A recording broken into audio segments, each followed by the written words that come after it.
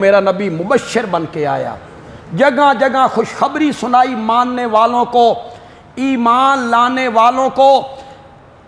میرے آقا کو جسمانی معراج تو ایک مرتبہ ہوا زندگی میں، روحانی معراج کئی مرتبہ ہوئے۔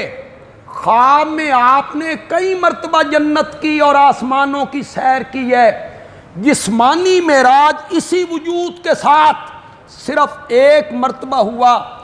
ایک معراج سے واپسی پر آپ نے صبح کی نماز کے بعد کہا کہ جب مجھے جنت دکھائی گئی تو میں نے دیکھا کہ جنت کے 8 دروازے ہیں، باب الصلاۃ، باب الزکوٰۃ، باب الصوم، باب الحج، باب الصدقہ، ان نام ہے جنت کے دروازوں کے۔ جانا تو ایک دروازے سے ہے، بس جس بندے کے دل میں جس چیز کی رغبت زیادہ ہوگی نا، اللہ اسے اس دروازے سے داخل کرے۔ ایک بندہ نماز بڑی پڑھتا ہے، نفل بڑے پڑھتا ہے، تہجد بڑی پڑھتا ہے، نماز سے بڑی محبت ہے، تو باب الصلاۃ سے چلا جا۔ ایک بندہ خیرات بڑی کرتا ہے، صدقے بڑے کرتا ہے، زکوٰۃ پوری دیتا ہے، تو باب الزکوٰۃ سے چلا جا۔ ایک بندہ صدقے بہت کرتا ہے زندگی میں، تو باب الصدقہ سے چلا جا، باب الحج سے چلا جا۔ جانا تو ایک دروازے سے ہے۔ میرے آقا نے فرمایا پھر میں نے دیکھا کہ میری امت کا ایک آدمی آیا جس کے لیے جنت کے 8 دروازے کھل گئے، اور ہر دروازہ تمنا کرنے لگا ادھر سے ہو کے گزرو، تیرے جیسا شخص مجھ میں سے ہو کے گزرے، یہ شرف مجھے ملنا چاہیے کہ تیرا جیسا انسان مجھ میں سے گزرے۔ آپ نے یہ خواب بیان کیا۔ حضرت سیدنا صدیق اکبر رضی اللہ تعالی عنہ نے فرمایا من ہوا یا رسول اللہ، وہ خوش نصیب کون ہے کہ جنت کے قریب آئے تو 8 دروازے اس کے لیے کھل جائیں۔ میرے نبی نے فرمایا ابو بکر تیرے سوا کون ہو سکتا ہے؟ مبشرن،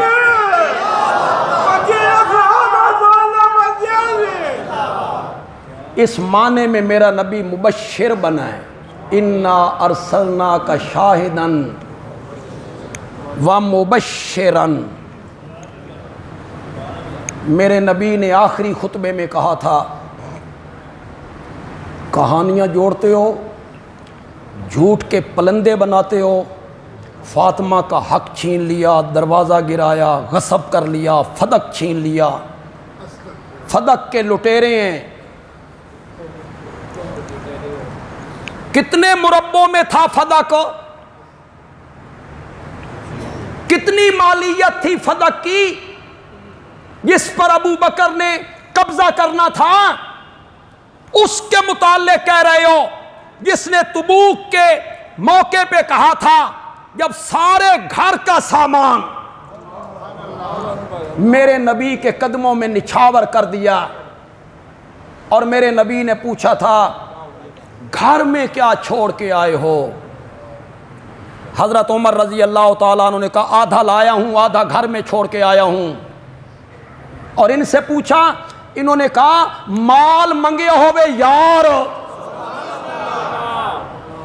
تو ابو بکر گھر میں چھوڑ کے آئے، جھاڑو دے کے سب کچھ لے کے آیا ہوں۔ 40,000 درہم لے کے چلا تھا۔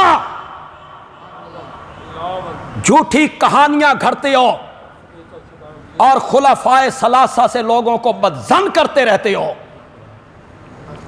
40,000 درہم لے کے چلا تھا، تبوک کے میدان میں اور مارکے میں سارا مال خرچ کر دیا تھا۔ مسجد نبوی کی سب سے پہلی جگہ جو یتیم بچوں کے ملکیت میں تھی، اس کو خرید کے مسجد نبوی کے لیے وقف کرنے والے کا نام ابو بکر ہے۔ آج بھی جتنے لوگ وہاں نمازیں پڑھتے ہیں، حضرت ابو بکر کو ثواب ضرور ملتا ہو۔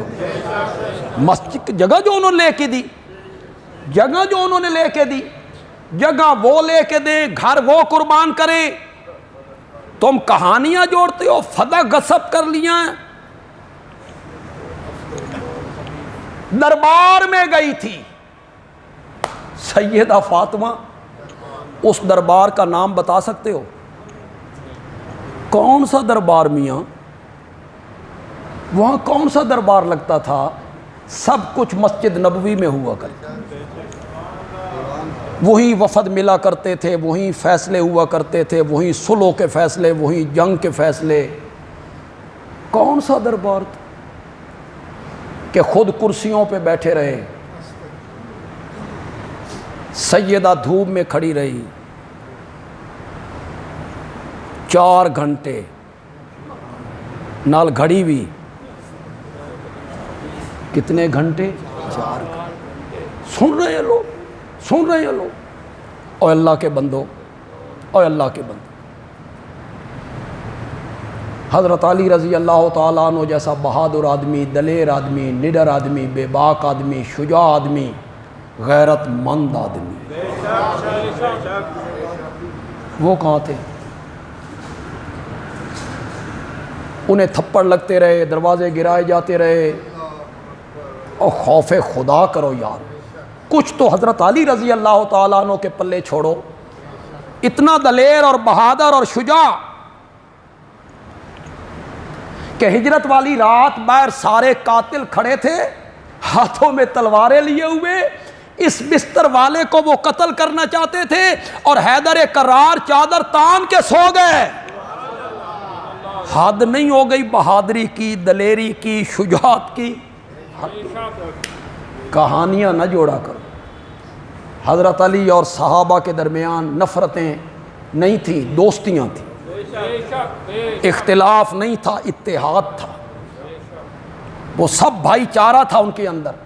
خدا گواہ ہے، فریق مخالف کی فقہ کی جتنی کتابیں، ان میں مستقل باب موجود، باب و قضاء علی فی ایام ابی بکر، باب و قضاء علی فی ایام عمر، باب و قضاء علی فی ایام عثمان۔ اس باب میں حضرت سیدنا علی ابن ابی طالب رضی اللہ تعالیٰ عنہ کے وہ فیصلے ذکر کیے گئے ہیں جو انہوں نے حضرت ابو بکر کی خلافت میں کیے تھے۔ چیف جسٹس تھے، قاضی القضات تھے، ان میں کوئی اختلاف نہیں تھا، اتحاد تھا۔ انہی سے ہمیں بھی اتحاد کا سبق ملتا ہے، انہی سے تو ہمیں سبق ملتا ہے کہ آپس میں اتحاد ہونا چاہیے، اتفاق ہونا چاہیے، یکجہتی ہونی چاہیے، یگانگت ہونی چاہیے، سب کلمہ پڑھنے والوں کو ایک ہونا چاہیے، کسی اور چیز کے لیے نہیں تو ملک کے دفاع کے لیے تو ایک ہونا چاہیے نا، کہ وہ ملک ہے ہمارا۔